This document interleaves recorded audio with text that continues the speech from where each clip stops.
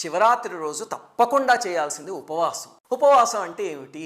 దానికి 2 అర్థాలు ఉన్నాయి. ఒకటేమో మనం అస్తమాను వాడుకునే అర్థం, మనకు అందరికీ తెలుస్తుంది. ఏమిటంటే అన్నం మానేయడం. ఒక రకంగా ఏదైనా తినడం మానేసి ఉపవాసం చేయడం మంచిదే. ఎందుకంటే మీరు సైంటిఫిక్గా చూస్తే కనుక శరీరంలో కొవ్వు ఇలాంటివి ఉంటాయి కదా, అవి కొన్ని కరుగుతాయి. దానివల్ల ఆరోగ్యం బాగుపడుతుంది. అలాగనే విపరీతంగా తినేస్తే నిద్ర వస్తుంది తప్ప భగవంతుడి మీద మనస్సు నిలవదు. అందుకని ఉపవాసం అనే దాన్ని మన ప్రతి పండక్కి మన ఋషులు లింక్ చేసి పెట్టారు. కానీ గుర్తుపెట్టుకోండి, అలా మానేసేసి ఈ మధ్య బీపీలు షుగర్లు ఉన్న వాళ్ళందరూ కటిక ఉపవాసం చేద్దామని పట్టుదలతో కూర్చుని పక్క రోజు వెళ్ళి హాస్పిటల్లో చేరుతున్నారు, సెలైన్లు పెట్టించుకుంటున్నారు. అలాంటివి ఎంతమందిని చూశానో.